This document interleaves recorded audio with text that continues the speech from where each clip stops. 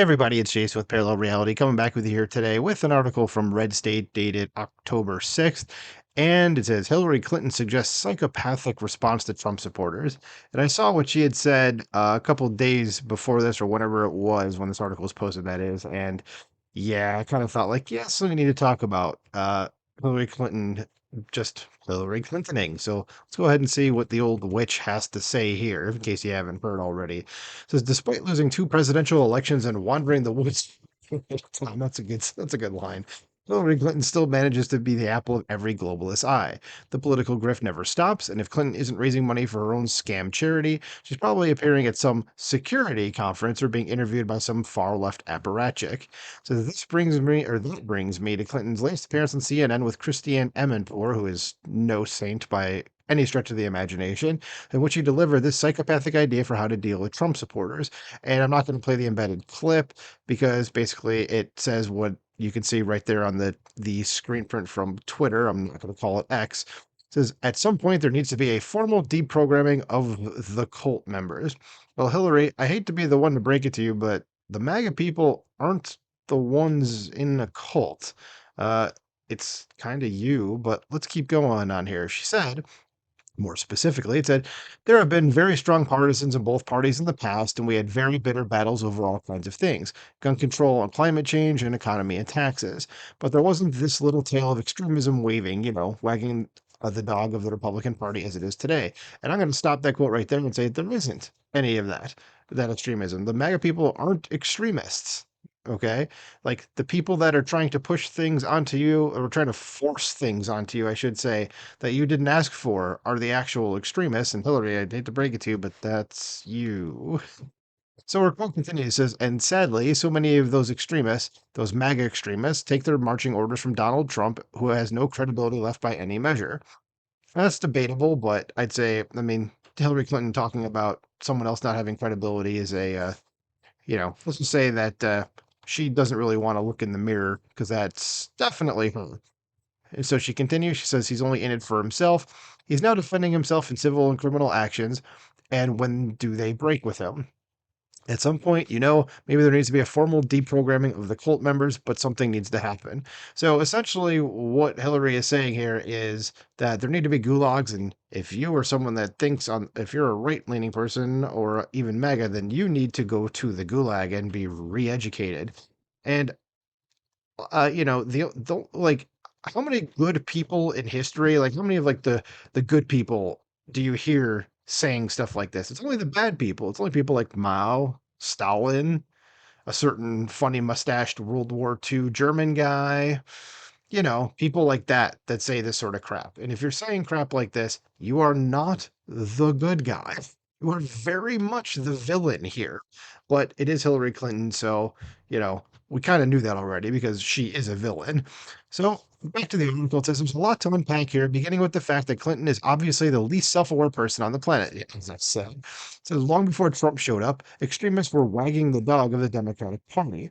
George W. Bush was treated like Hitler despite being one of the most milquetoast presidents of all time. Yeah, I remember that too. Just the vitriol against him, I could never understand it. And I wasn't like a huge Bush person. I voted for him both times. But it was more like because I thought Al Gore in 2000 was a smug prick and John Kerry, well, you can see what John Kerry's doing now to understand why I would vote for him. But again, he's a smug prick. And I just didn't like them. And just Bush was like the lesser of two evils for me. So that's why I voted for him. But again, he was like the article says, one of the most milquetoast presidents of all time. It says leading up to Trump's presidency, some of the most extreme actions in our nation's history were taken to prevent his rise, including the abject weaponization of the federal government.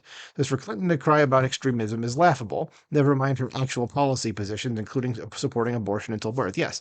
And that is an extreme position. That is a far left position. Okay. The people that are saying, we want babies to be born. Yeah, I don't see how you can equate that to be an extremist position.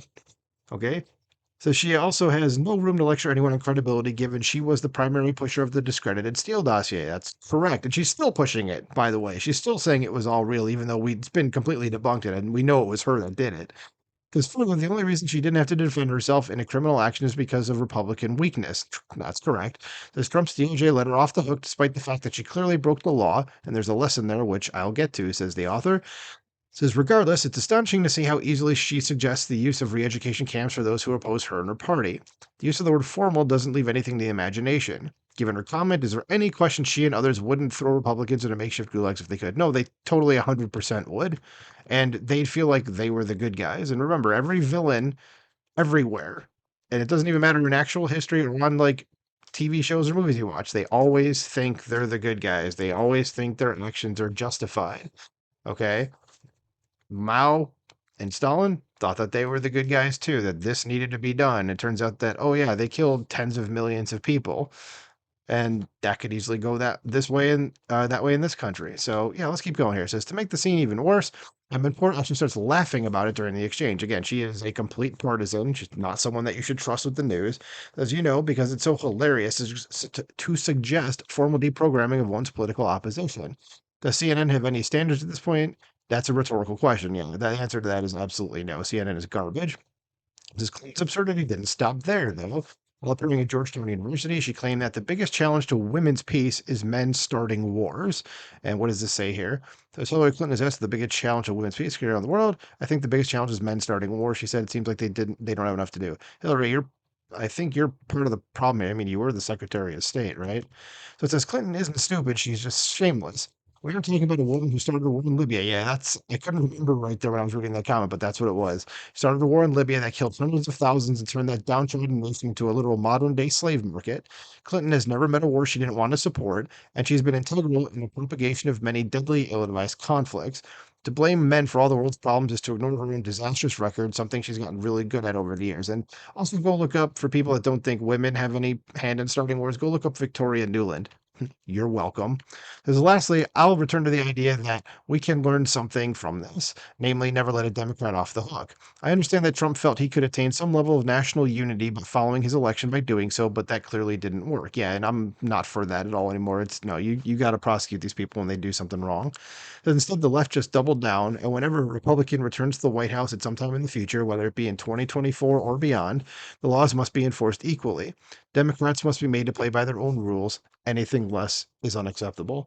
Yeah, I agree with that. So, what do you guys think about this? What do you think about little Miss Psychopath here saying that all MAGA supporters need to be put in gulags essentially and be reprogrammed?